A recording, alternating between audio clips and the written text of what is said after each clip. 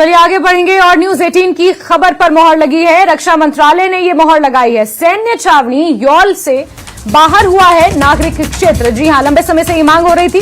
यौल छावनी के बाशिंदों के दर्द को न्यूज 18 ने प्रमुखता से उठाया था और न्यूज 18 की खबर पर रक्षा मंत्रालय ने मोहर लगाई है और अधिसूचना इसको लेकर जारी की है। नागरिक क्षेत्र को छावनी से बाहर करने की अधिसूचना जारी की है।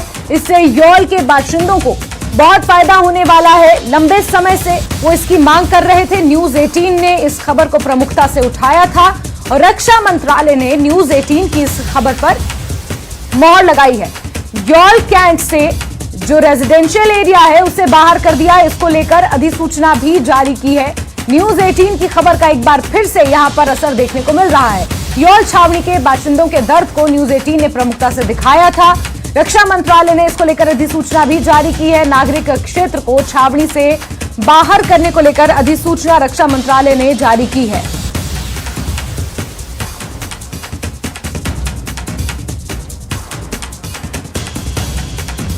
और बड़ी खबर आपको बता रहे हैं, सैन्य छावनी यौल से नागरिक क्षेत्र बाहर हो गया है।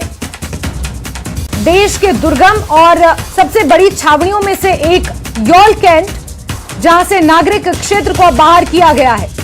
अब यौल के नागरिक यहां पर कई तरीके की सुविधाओं का लाभ भी ले सकते हैं जो कैंट की वजह से रिस्ट्रिक्टेड थी। हमारे सहयोगी विचित्र ज्यादा जानकारियों के साथ इसी खबर पर जुड़ गए हैं। विचित्र, एक बार फिर से न्यूज 18 की खबर का असर हुआ है, इंपैक्ट हुआ है और ये इंपैक्ट इस बार रक्षा मंत्रालय की तरफ से देखने को मिल रहा है, जहां अधिसूचना जारी की है। यौल कैंट को लेकर नागरिक क्षेत्र वहां से बाहर कर दिया है। जरा तफसील से बताइए, इससे कितना फर्क और कितना असर देखने को मिलेगा अब?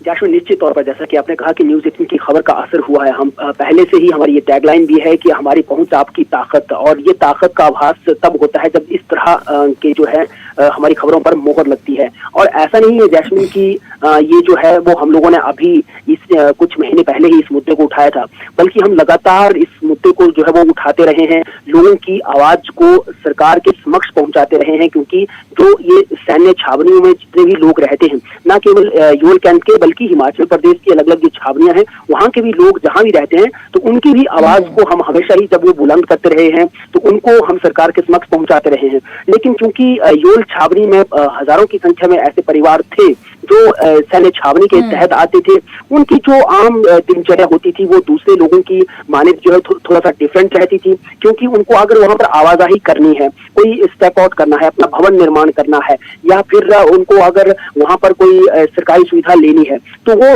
सरकार की ओर से नहीं मिलती थी। उनको ये सारी सुविधाएं जो है वो यौल कैंटोनमेंट जो बोर्ड होता है उनके जरिए, उनकी मार्फत ही उनको मिला करती थी। बाकायदा इसका एक अलग ही विधान होता है। तो उस विधान से अब ये जो आम नागरिक हैं वो बाहर हुए हैं।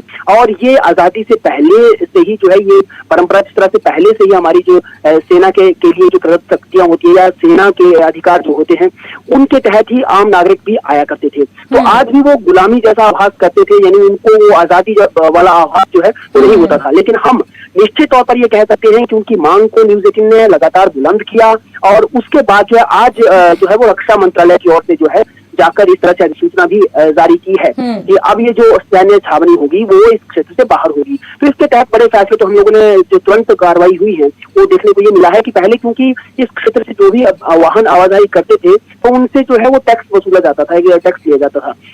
लेकिन वो टैक्स हट गया है। अब वो जो स्वास्थ्य केंद्र यहाँ पर बने हुए हैं या स्कूल यहाँ पर बने हुए हैं वो सबके सब जो हिमाचल सरकार के तहत आएंगे। हिमाचल सरकार टाई अप करेगी और हिमाचल सरकार से ही उनको ये सारी सुविधाएं जो मिल पाएंगी। हम ये कह सकते हैं कि ये जो यहाँ नागरिक रहते हैं अब वो हिमाचल सरकार की सुविधाएं, केंद्र सरकार की जो सुविधाएं, जो भी योजनाएं होती हैं वो सब इनको मिलेंगी। पहले ऐसा नहीं होता था, अगर मिलती भी होंगी तो वो कैंटोनमेंट बोर्ड के मार्फत ही मिला करती थी। लेकिन अब सीधे सीधे जो है उनका फायदा जो है इन आम नागरिकों तक पहुंचेगा जैस्मिन, जो कि हम लगातार इस बात को जो उठाते रहे थे।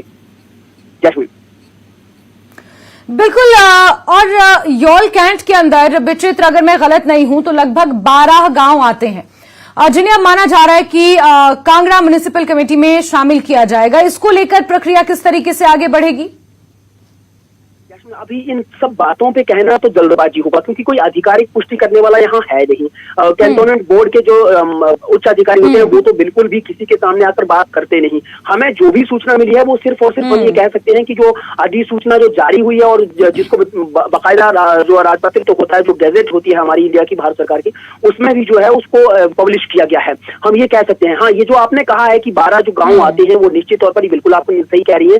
और हाँ, अभी ये जो क्षेत्र है हम ये कह सकते हैं या तो ये तो पंचायत क्षेत्र में चला जाएगा या फिर नगर निगम धर्मशाला के तहत ये क्षेत्र जो है वो आ सकता है। ये तमाम जो काम है ये आगे वाला प्रोसीडिंग है। फिलहाल ये समझना बहुत जरूरी होगा और हमारी अधिकारियों से जब इस बारे में बातचीत होगी कि वो क्या करने वाले हैं, सरकार के जो नुमाइंदे यहाँ से है, जैसे कि अगर यहाँ से विधायक हैं या यहीं से जो कांगड़ा के जो MP होंगे, सांसद हैं, उनसे जब बातचीत होगी तो वो क्या कहते हैं, उनका क्या फैसला है, या आम जनता क्या कहती है, वो क्या करना चाहती है, वो किसमें जाना चाहती है, पंचायत में जाना चाहती है, नगर निगम में जाना चाहती है, तो उनके ये अधिकार क्षेत्र में है। तो ये निश्चित तौर पर हम डिटेल में इसको भी हम आगे उजागर करेंगे, बताएंगे कि उनको क्या चाहिए। तो ये सब बातें अब भविष्य के गर्भ में है।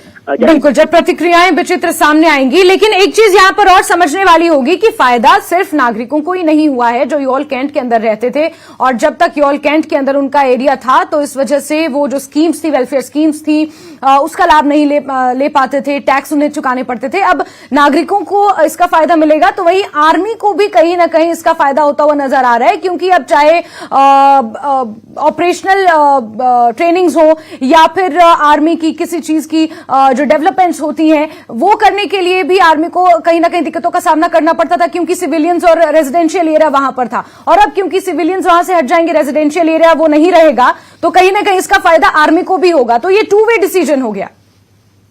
जैसे आप बिल्कुल सही कह रही हैं, ऐसा ही होगा, क्योंकि इससे पहले वैसे भी, क्योंकि हमारा जो आप तो जानती ही हैं और हमारे दर्शक भी जानते हैं कि सुरक्षा को लेकर उसको लेकर हम किसी भी तरीके से या किसी भी कोई लिहाज नहीं रहती है, क्योंकि सुरक्षा के मायने अलग हैं और आम नागरिकों का जीवन यापन अलग होता है। तो डिफेंस का जितना भी कामकाज होता है बिल्कुल सीक्रेट होता है, बिल्कुल गुप्त तरीके से होता है, और उसके तहत जो है वो आम नागरिकों को जरा भी हस्तक्षेप करने की जो है वो इजाजत नहीं होती है। तो अब निश्चित तौर पर क्योंकि आर्मी को भी बहुत बड़ा लाभ यहाँ पर होगा, क्योंकि जो आवाजाही हुआ करती थी, आम लोग जब आया जाया करते थे तो उससे भी जब बार बार पूछना पड़ता था या पूछताछ करनी पड़ती थी, या कोई अगर किसी के घर में जाना चाहता है तो उसको लंबा इंतजार वहां पर करना पड़ता था और बार बार गेट खोलने पड़ते थे, और उसी तहत कोई अगर संदिग्ध एक्टिविटी भी हो जाती तो वो भी बहुत ये सुरक्षा में एक सेंध का कारण माना जाता रहा है।